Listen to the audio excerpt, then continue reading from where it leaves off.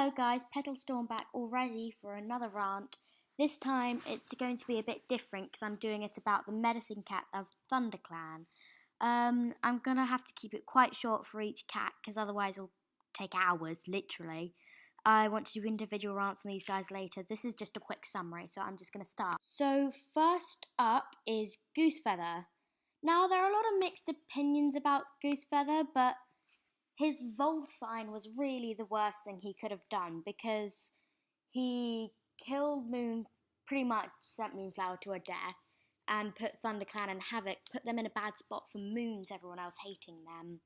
And for a cat who reads signs, not noticing the weather when they're about to go into battle, and he was just trying to take in too many signs, and it just made him mad. But it's really odd because in a way it worked with that prophecy he gave Blue Star, even though essentially she wasn't the fire thingy who Ha was. But he understood Tiger Kit. He saw Tiger Kit and knew what was going to happen. So it's really odd. So I'm really looking forward to Goose Feather's curse that is going to come out, and I will do probably an extended run after I've read that. But it takes months for books to ship, for warrior books to ship where I am. But yeah, Goose Feather, he never really did any work once he got older. Started to go nuts with the whole, it's a sign, and essentially got quite boring, and I think we're all glad to be rid of him, really. Okay, so next up is Featherwhisker. I feel sorry for this guy actually because he had to put up with Goose Feather and effectively do all the work. And yeah, ThunderClan kind of accepted him as the main medicine cat and kind of pushed away Goose Feather. I don't have much to say about him really. He's a nice guy. He put up with a lot of stuff and he managed to do his job well. He trained Spotted Paw, well, and it's quite sad he died of green cough, but I think all I know, he was a good medicine cat. I don't really have much to say about that. Sorry that's quite short about him, I just don't have a lot to say about him. So next up is Spottedleaf. This is going to be a long one because I'm one of those people who doesn't like Spottedleaf. I want to try to make this short because I want to make this about Spottedleaf, not her relationship with Firestar. But I will do a separate rant on Spottedleaf and it's going to be long and hateful. But she is a bit of a Mary Sue. I don't like the relationship she has, the shipping with Fire. I think the shipping, because it's just too big of an age gap. Firepaw was literally just 6 moons old when he came, and Spottedleaf was a full trained medicine cat, and medicine cat training takes longer than regular apprentice work, so she was older than a new warrior would be. And a warrior has to have around 4 to 6 moons training, and I just don't like the big age gap, but I don't want to rant on about that, even though this is a rant, haha. She's just a bit of a Mary Sue. The thing that always gets me is her scent, where in dreams Firestar will be like, he smelled her sweet scent. I never really liked it, but a thing that sets the limit for Spottedleaf's effective stalking was when she would talk to Leafpool and literally say to Leafpool's face how much she loved Firestar. That's just wrong. It's like you're got a mum and dad and your other child is like everything's fine, and then dad's old girlfriend comes and tells you how much he loves your dad and everything's okay. And I just think it sets the limit a bit. Even though I really don't like that, I think that's quite wrong. There is some redeeming factors, which is how when she gave Firestar a life saying, do go love Sandstorm, I'm giving you this life to love, use it on Sandstorm. And also when she was fighting Mapleshade, because I would have absolutely burned down in flames if Sandstorm had died, because I really like that cat. Okay, so this wasn't as long. Okay, this is quite a long one, but I don't want to go on further, I will make a separate one on Spottedleaf at one point. But that's all on Spottedleaf for now. So next up is my favourite warrior cat of all time, Yellowfang. I loved Yellowfang literally since the first book.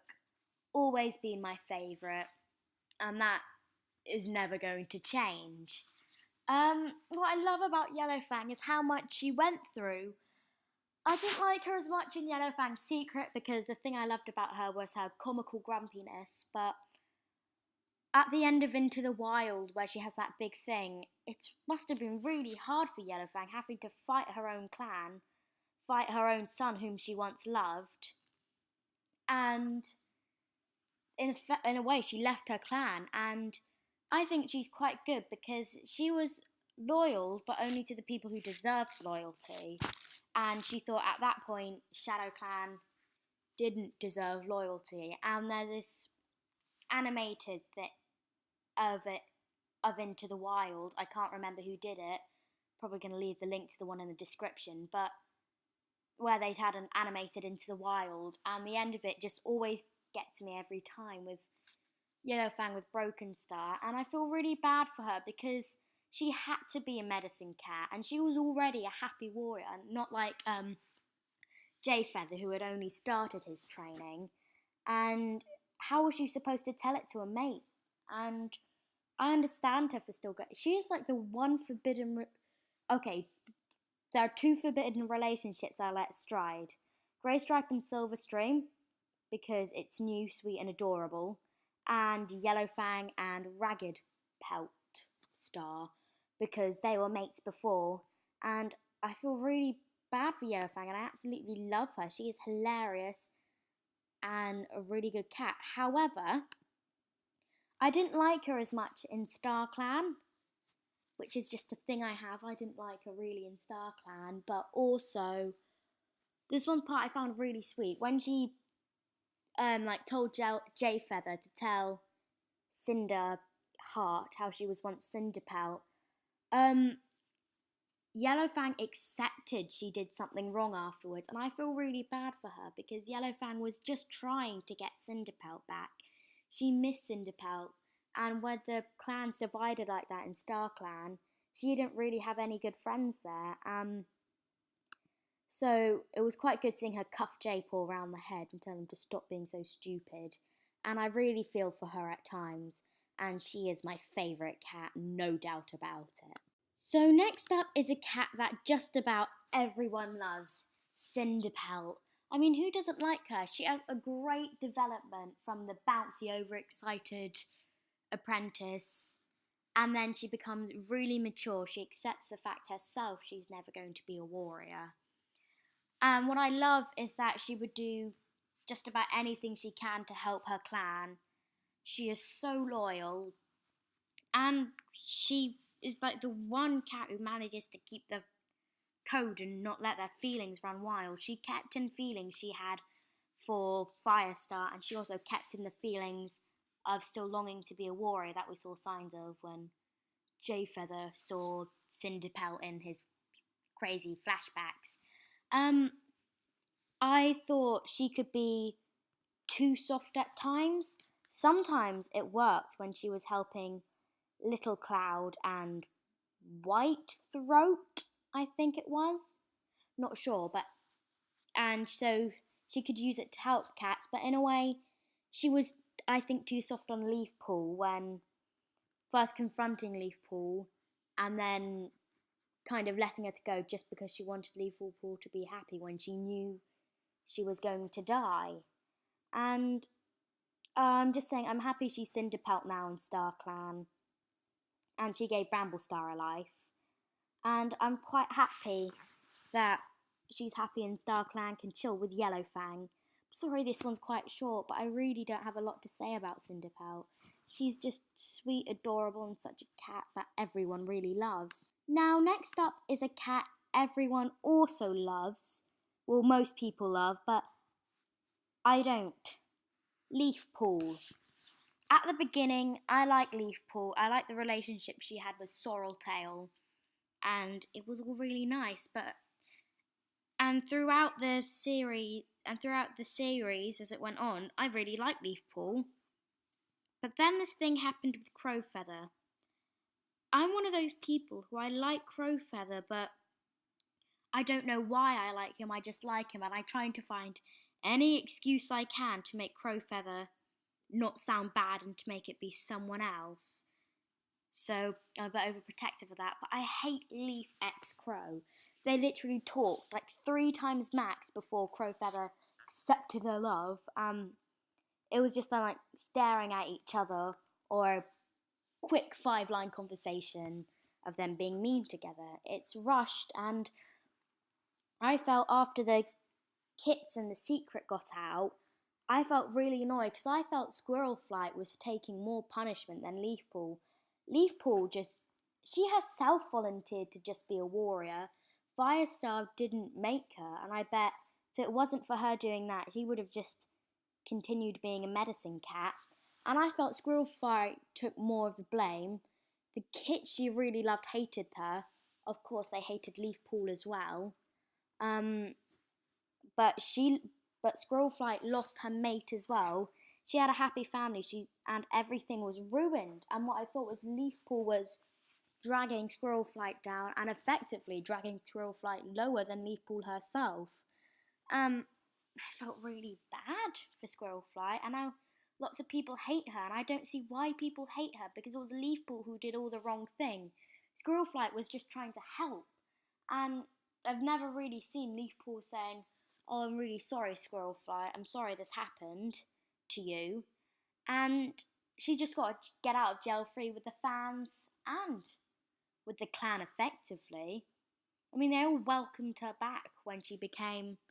Well, they all welcomed her back after she ran off with Crowfeather, and also welcomed her to be a medicine cat again. And what I hate most of all was when Hollyleaf was dying and Hollyleaf was saying, "Oh yes, Leafpool, it's all okay."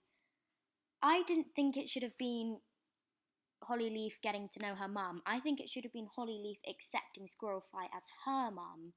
And I'm just quite annoyed all this happened, because I think too much of everything was put onto Squirrel Flight, and Leafpool wasn't great at accepting responsibility. She had no punishments enforced on her by the clan. It was her choice to become a warrior, and I don't like it. I'm sorry, guys. So, last up is Jayfeather. I hated him as an apprentice, I will say. Really didn't like him as a paw. He was just super annoying. I really, though, like how he matured into becoming Jayfeather. And I love his relationship with Half Moon. That I think was the key part of his development. But this is just a thing I have. I think Jayfeather has way too many shippings. First, there's Willowshine. There's also Half Moon, of course. There is Barrelite. Some people shipping her with Cinderheart. And also, this is an odd one, but I do see sometimes with Poppy Frost, because it was Jayfeather who walked in Poppy Frost's dreams to save her when she was ickle. I just think it's too many shippings, even though some of them aren't really shipped, as big as other ones. They're still there. Too many. I just think Jayfeather, stick with Half Moon, it's fine. And I think it was so cute how he was willing to say, "Rock, no, I'll stay here with Half Moon, have kits and be awesome." But yeah, I like him in the end. He matured to a decent cat, kind of uniting Star Clan. I don't have too much to say about him, but what I love is his writing. The Errands really handled Jayfeather right, because they could have really... It's really hard to write a grumpy character because you can mess it up in so many ways. And the Jayfeathers, the Errands wrote him perfectly. And it is really well done. And I really like Jayfeather.